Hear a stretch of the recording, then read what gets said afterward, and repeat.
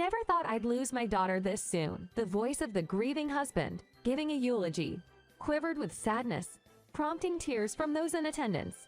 And in the family section, the figure of a mother choked with sobs as she mourned her young daughter who left this world so prematurely. Yet, as his official wife, I was secretly watching this scene from outside the funeral home, unseen by anyone. Confused by this strange situation, I remembered what my husband had told me. "You better not come to the funeral." To begin with, I had been told by my husband that it was not our daughter's funeral, but his niece's. "So, this was the reason for your mysterious behavior yesterday." I immediately felt the urge to rush to my husband and demand an explanation. However, contrary to that feeling, my feet wouldn't move an inch, and I just stood there, stunned. My name is Sophia, a 28-year-old housewife who works as an engineer from home. My dad runs an IT company, and after graduating from college, I joined his firm. That's where I met my husband, Jason. He was a senior in the department I was assigned to. As we worked together, we started dating and tied the knot 3 years ago. Since I have no siblings, my dad was overjoyed to have a successor. I felt happy that I could make my parents proud, and I was filled with gratitude towards my husband, Jason. So, respecting Jason's opinion that it's tough having a spouse at the same company, I decided to switch to remote work after our marriage and support him. Jason, aiming to someday take over my father's business, attended seminars in his personal time and tirelessly networked. And sure enough, his consistent efforts paid off, and he was promoted to an executive position. I took great pride in him and always believed that we were both heading in the same direction. But one day, I come to realize just how much I had been seeing things only from my perspective. That evening, as Jason and I were relaxing in the living room after dinner, his phone suddenly rang. Answering it, he was visibly shaken, to a point where anyone could see. "What do you mean?" "Erica." "Got it, I'll be right there." "Which hospital?" "What's wrong? Who's this Erica?" Jason looked startled, as if he'd forgotten I was even there. Then, after hesitating for a moment, he uttered words that took me by surprise. "Erica is my niece. It seems she had an accident and was rushed to the hospital in an ambulance." "Wait, niece, I thought you were an only child." "Yeah, I am, but the thing is, what Jason then revealed was truly shocking. It turns out my husband has a half-sister, a child his stepdad had with another woman. She got married and had a child 2 years ago. I was floored, especially thinking about my stern-looking Phil. But given the current situation, I offered to go to the hospital with him, but my husband declined. My dad's still keeping his mistress and their child a secret from my mom. That's why I'd appreciate if you pretended not to know about Samantha." With one revelation after another about my in-laws' secrets, my head was spinning. Jason left me alone and didn't come back home that night. Worried about my niece's condition, I tried calling his cell several times but couldn't get through. The next day, out of options, I called his office, and they told me he had taken a personal day off. On the flip side, when my coworkers asked, "Is everything okay?" I could only give vague answers. Overwhelmed with concern, I felt the urge to call my in-laws and check on things, but remembering my husband's request to stay silent, I couldn't. I spent the day feeling uneasy. Jason came home late in the evening, 2 days later. By the time he got to the hospital, my niece had already passed away. He looked completely devastated, mentioning that he had just come back from the wake. "That must have been so hard on you." "Yay, it's been hectic. Sorry I couldn't get in touch." They decided to hold the wake suddenly, so I borrowed a suit from my sister's husband. I noticed my husband wearing an unfamiliar black business suit. Apparently, he realized it wouldn't be appropriate for the funeral, so he went back to get his morning attire. "So, did your father-in-law attend the wake?" "Yeah, you wouldn't believe how devastated he was. It was tough seeing him like that. He's staying at my sister's place tonight. That's really tough for him. Hey, should I help out at the funeral tomorrow?" Wanting to be of some assistance to my husband, I made the offer. However, contrary to my intentions, what came out of John's mouth was a harsh refusal. "No, you absolutely cannot come to the funeral," he said in a stern tone, glaring at me. Taken aback by his intensity, I silently stared back. "Oh, I'm sorry. But right now, Dad's just so shocked and exhausted. I want to give him some space." "No, I'm the one who should apologize. What should we do about work, then?" I told him that we're allowed bereavement leave on the day of the funeral, and the company gives a sympathy payment. However, he declined, asking me to keep it quiet from work since he'll be taking a personal day, and added there's no need to give a sympathy card or money.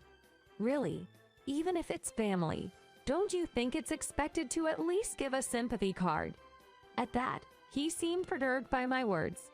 "You're always nagging. Stay out of my family's business." With that, my husband aggressively opened the living room door and locked himself in our bedroom.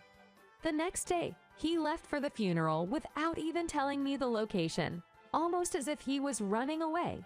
Left alone, I began my usual work from home, but I couldn't concentrate, disturbed by Jason's behavior.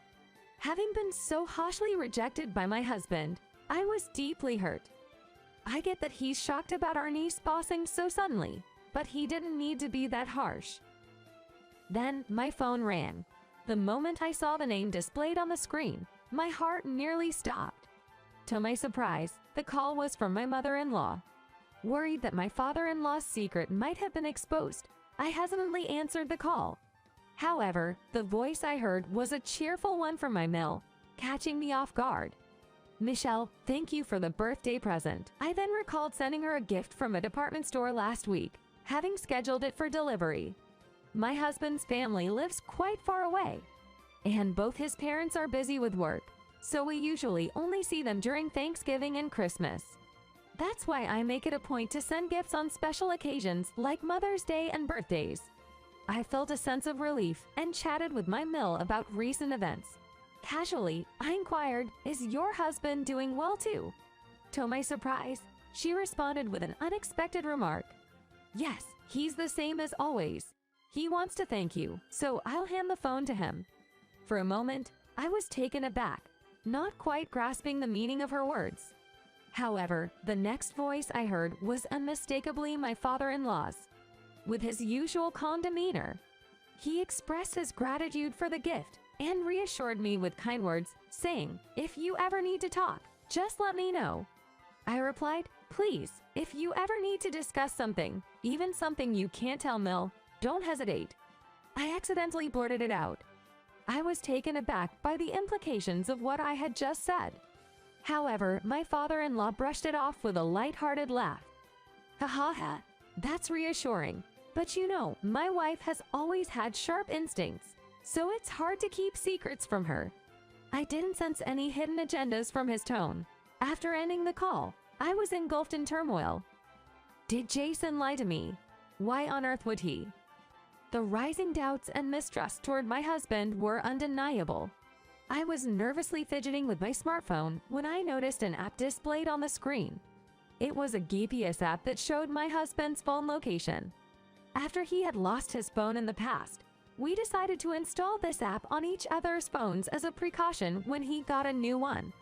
I quickly opened the app to check his current location, and it pointed to a funeral home not too far away. Unable to stay calm, I hurriedly got into my car and drove there. Peeking inside the entrance of the funeral home, the sight that met my eyes was truly startling. I never imagined losing our daughter so soon. Unbelievably, the man giving the eulogy as the father of the young departed girl was unmistakably my husband. Stunned, my eyes darted to the family seating area where I almost gasped upon seeing a weeping woman.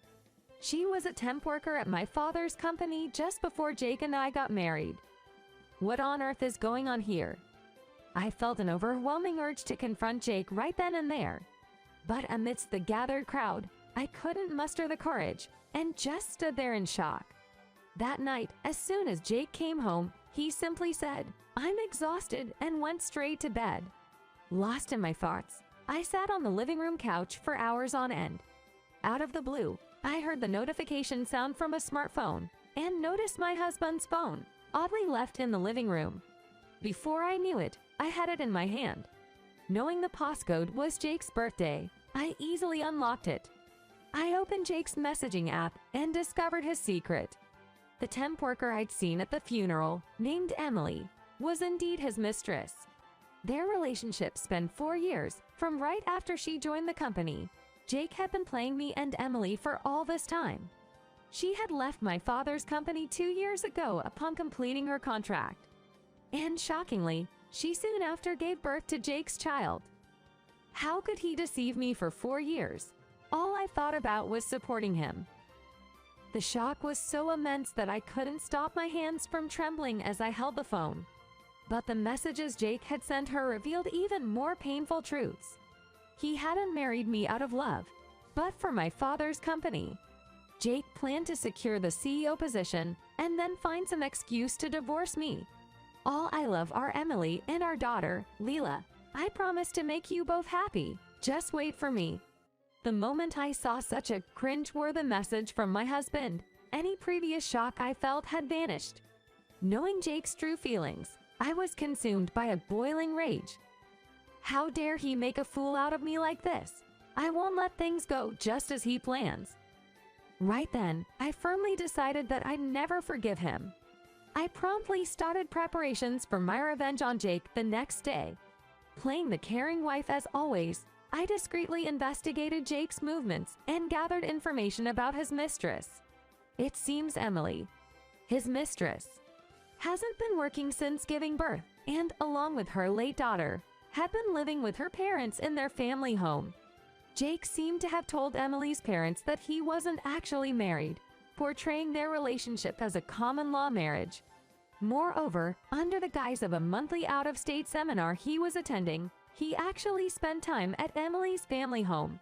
Then, a month after the funeral of our daughter, Jake said he was off to his usual seminar. I decided this would be my day of revenge. The day came, and after seeing Jake off, I used an old company directory to locate Emily's address and made my way there using GPS. Identifying her home by my husband's car parked outside, I rang the bell. Emily answered the door. When she saw me, her face was clearly shocked, and she hastily tried to shut the door. Not letting her shut me out, I firmly pulled the doorknob and said, "My husband's here, isn't he? I'll just come in." Jake was in the middle of a relaxed lunch with Emily's parents. Realizing I had barged in, he choked and spat out the soup he was sipping on. What are you doing here?" He looked utterly confused about what was happening. "Let's talk outside." Saying that, as he tried to approach and grab my arm, he froze, taking a sharp breath.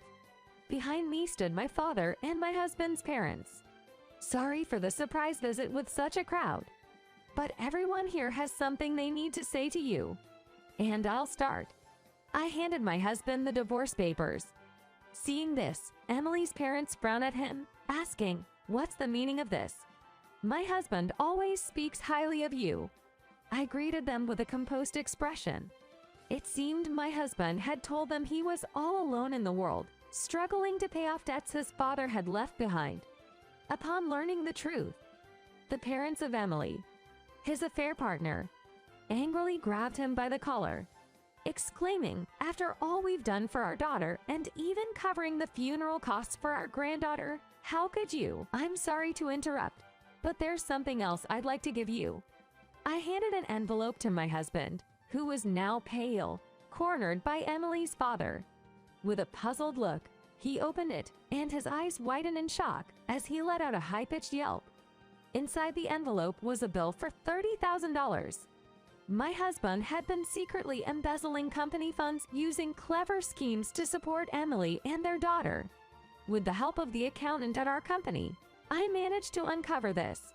"I'd love to turn you into the police, but I'll look the other way if you pay back the money. You wouldn't want to cause any more trouble for your parents, would you?" "I'm sorry, I really messed up.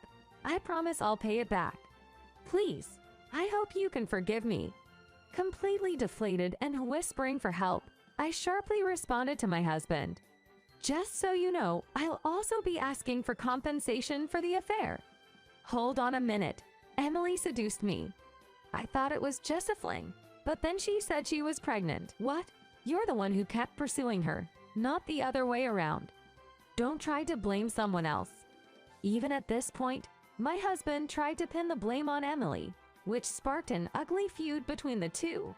Then, the one who put his foot down and said enough is enough was my husband's father, because of rumors spread by Jacob. My father-in-law, who was falsely accused of having a mistress and a secret child, had lost all patience with my husband. My husband often lied to his parents, saying things like they treat me like a son-in-law and take away my salary, frequently asking them for money. My father-in-law finally disowned him, and my husband was left to face the consequences from everyone. Realizing no one was on his side, my husband broke down, crying shamelessly, and begged for forgiveness on the spot. "Samantha, I'm sorry for lying, but I just couldn't tell you the truth because I didn't want to hurt you." "Well, aren't you something? I already know you married me to take over my father's company. That was all because of that woman's influence. I told you. The only one I truly love is Samantha. Oh, how sweet. I think you and she are a perfect match. Both of you seem to have a knack for wanting what isn't yours." I said my goodbyes to my husband, who was crying like a child with no sense, and briskly walked towards the entrance with my father and in-laws. From inside the house, we could hear the yelling of his mistress and her parents. It seemed another showdown had begun, but none of us looked back as we drove away. Soon after, my divorce with my husband was finalized without a hitch. I demanded $30,000 in compensation from both my husband and his mistress. On top of that, he was fired from the company on grounds of misconduct. He was also required to repay all the money he embezzled and pay back loans from his own parents. His mistress was disowned by her parents and was asked to return all the money they had lent her. Together, their debt amounted to almost $100,000. Unable to manage, they eventually turned to some shady lenders. Both of them are now working odd jobs and night shifts, struggling to pay off their massive debt. On the other hand, I decided to take over my father's business and transition from working at home back to the office, feeling the refreshing stimulation of the outside air after such a long time. I've been working closely with my father and colleagues, enjoying fulfilling days at work.